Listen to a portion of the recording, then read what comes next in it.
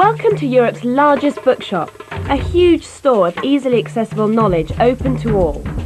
There are 8 floors here containing over 260,000 books. That's 6 miles when stacked from end to end. But even bookshops of this size struggle to keep up with the constant avalanche of new publications. In fact, last year, in Britain alone, over 500,000 new titles were published. And if you can't find what you're looking for, there are internet stations to browse the web.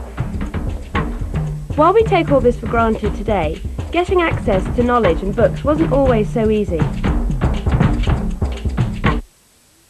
From the 6th to the 15th century, Europe was quietly engulfed in what's known as the Dark Ages, with access to the limited body of knowledge available only to the lucky few. Meanwhile, with centuries to go before the European Renaissance, Muslims were busy collecting and compiling knowledge in book form and distributing it widely via bookshops and libraries. To find out more, I spoke to Tim Winter, an expert on Islamic history from Cambridge University.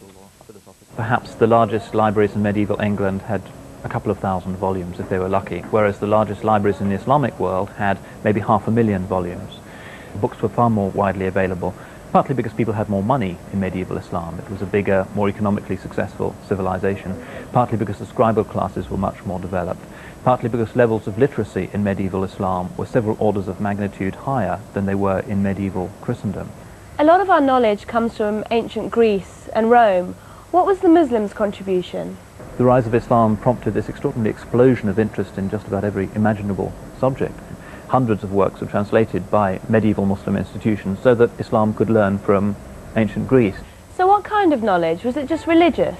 In Islamic terms it was, because what is known is true and hence it has to be from God, hence it's religious. There was no idea of a distinction between the sacred and the profane. To teach, to study, to write, to learn, all of these are regarded as being almost sacramental pursuits for traditional Muslims. Recite,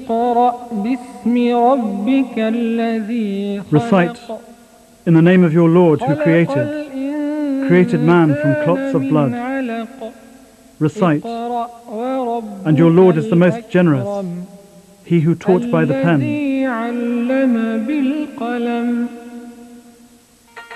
So the rise of Islam led to the development of immense libraries, like this one for example, the Sankore Library in Timbuktu, which contained thousands of scientific and religious manuscripts. And it led to a development of an active trade in books. In 10th century Baghdad, there were apparently over 100 bookshops in just one street alone, and they weren't that different to bookshops of today. Bookshops were great hives of activity in medieval Islamic cities. You would turn in off a busy bazaar and you'd be confronted by often a very large establishment which contained not just stacks of books, stacked horizontally rather than vertically as we do, but there would also be a kind of coffee shop situation. There would be formal debates between scholars from rival theological or philosophical schools. There would be specialized bookshops dealing with medicine or astronomy or erotic works, for instance. There would also be lectures given in bookshops. One could, because this is before the invention of photocopiers, have a book that one wanted copied by a professional scribe. Sometimes there would be whole rows of scribes attached to a single bookshop in a medieval Islamic city, whose sole purpose was to spread the knowledge that these bookshops enshrine. So it was an enormous industry. To find out what these books actually looked like, I visited the Nasser D. Khalili collection of Islamic art in London, which has a vast archive of original manuscripts. Perhaps one of the most important parts of the collection is the large group of Quran manuscripts we've got. They date from perhaps even the 7th century or the 8th century, right through the Islamic era up until the 19th and 20th century. And they're very important because they represent a central part of Islamic civilization. The Quran is the word of God as revealed to Muhammad, and it's the center of Islamic belief. We've got, as I said, we've got lots of copies, and here's one from the 8th century, which is written in the Kufic script, which is the very monumental style that was invented for recording the Quran in those early days. These ancient books weren't just about religion, they covered the sciences as well. This one, for example, contains detailed instructions for the construction of astrolabes. Used to position the stars and the sun, they were an aid to navigation and could help to locate Mecca wherever you were in the world. An authority on Muslim history at the Khalili collection, Professor Michael Rogers, told me more. One of the branches of science to which the Arabs made very substantial contributions was that of geography. It was descriptive, of course, not analytical, but in the 9th and early 10th centuries, a series of travellers and compilers succeeded in describing the world from Britannia, Britain in the extreme west, to China. But very few of the early copies have survived. But one of the most interesting ones was made at Tabriz in Iran in the early 14th century. It has maps of the various, of the 7 climes or regions of the world. And the one that we can see here shows the northern part of Persia and Azerbaijan. We have the Caspian here.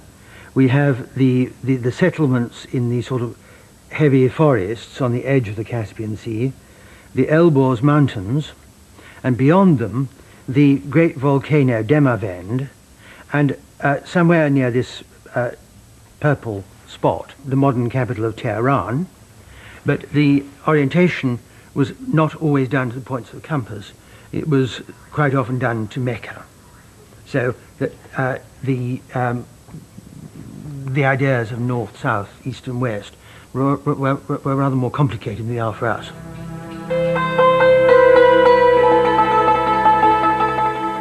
As the Muslim Empire grew, Arabic became a universal written language of learning, and the trade of books became as important as the trade in other commodities. And it was through trade that much of this knowledge was eventually exported to medieval Europe, mainly via Muslim Spain, becoming a major catalyst for the European Renaissance.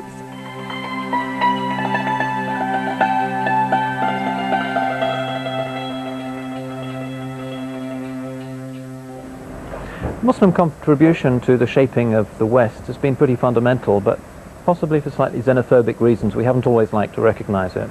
But we are the product of Greece and Rome and Christianity, but also very substantially of the Islamic world, which was the great cultural and intellectual superpower of the Middle Ages.